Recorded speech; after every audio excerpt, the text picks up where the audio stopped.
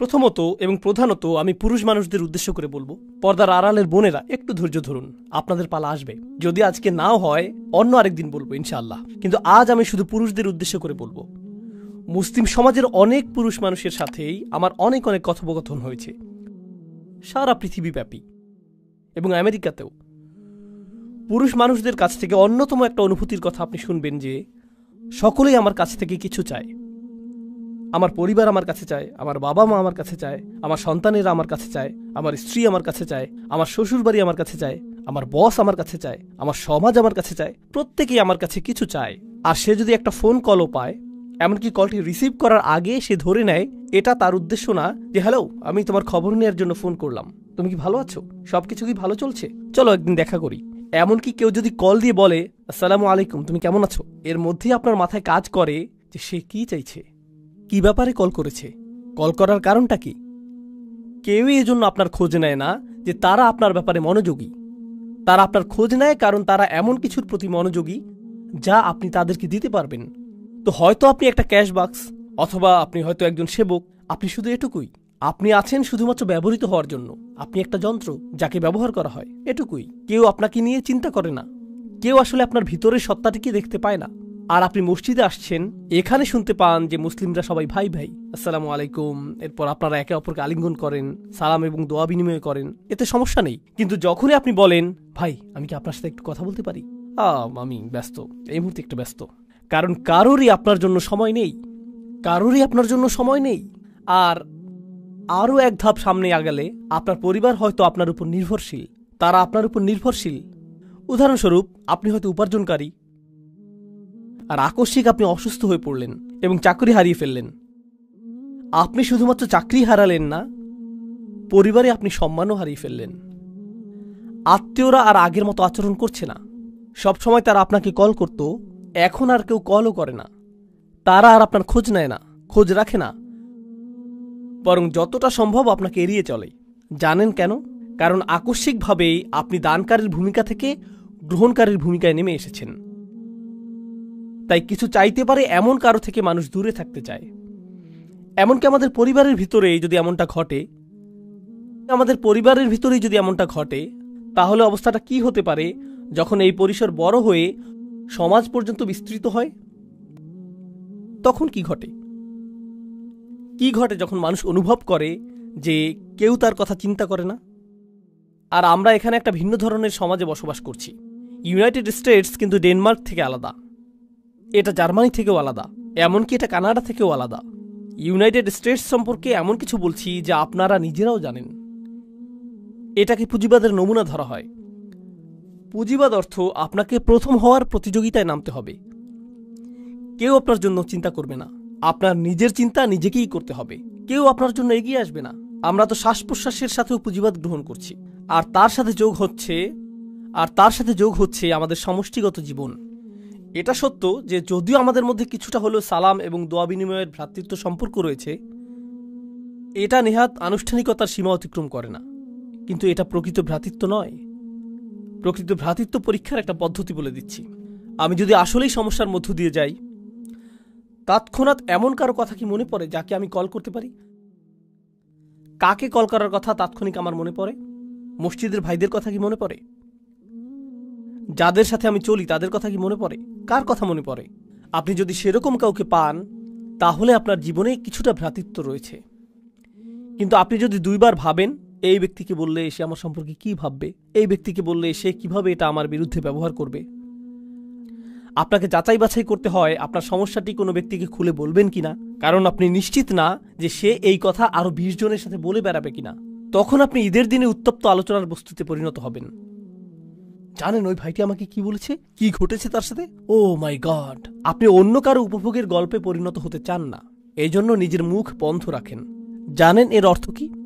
আপনার জীবনে ভ্রাতৃত্ব অনুপস্থিত।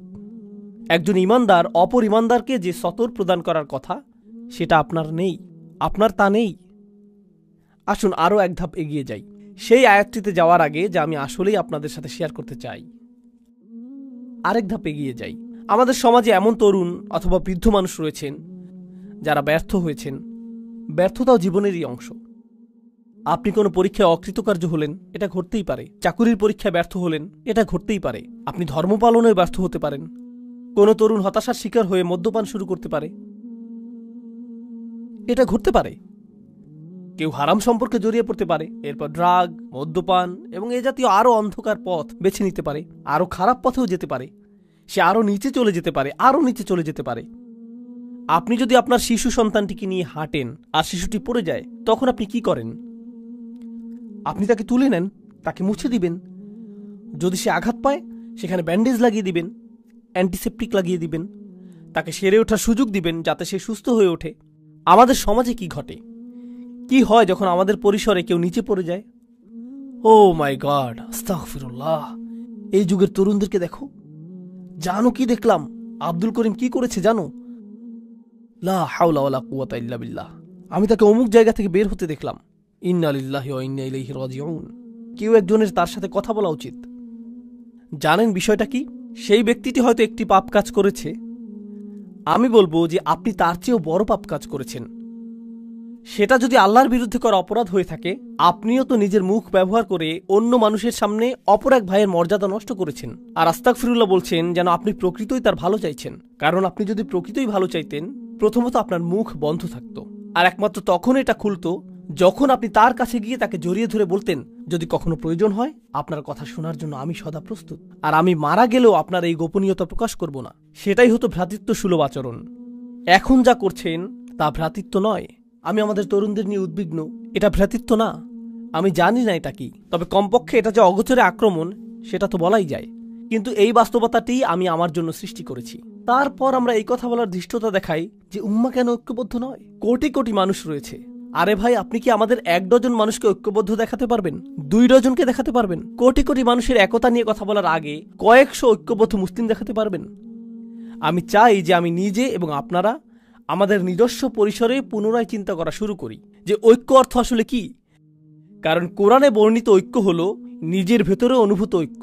এটা সেরকম ঐক্য না যা শুধু বাহ্যিকভাবে দেখতে ঐক্যের মতো।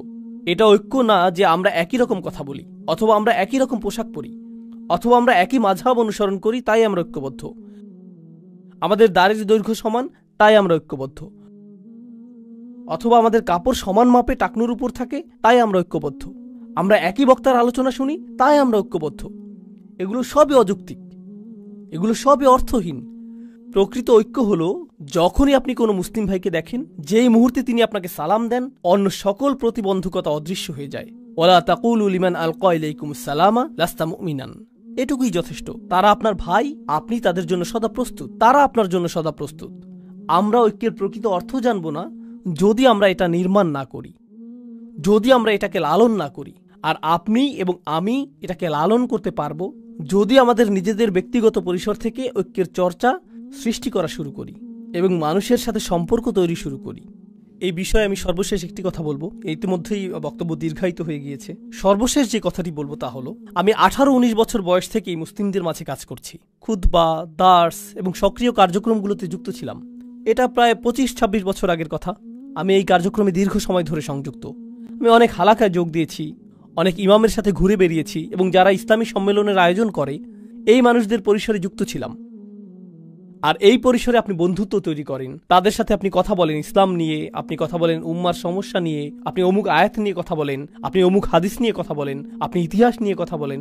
জানেন, এই 25 বছর যাবৎ আমার পরিসরের মধ্যে একটা জিনিস রয়েছে যা নিয়ে কেউ কথা বলেনি, আর আমিও এটা নিয়ে কারোর সাথে কথা বলিনি। আর তা হলো তাদের ব্যক্তিগত জীবনে তারা কি কি সমস্যার মধ্য দিয়ে যাচ্ছেন। আমার পরিসরের মধ্যে এমন মানুষ ছিলেন যারা সকল ধরনের সমস্যার সাথে লড়াই করে যাচ্ছিলেন।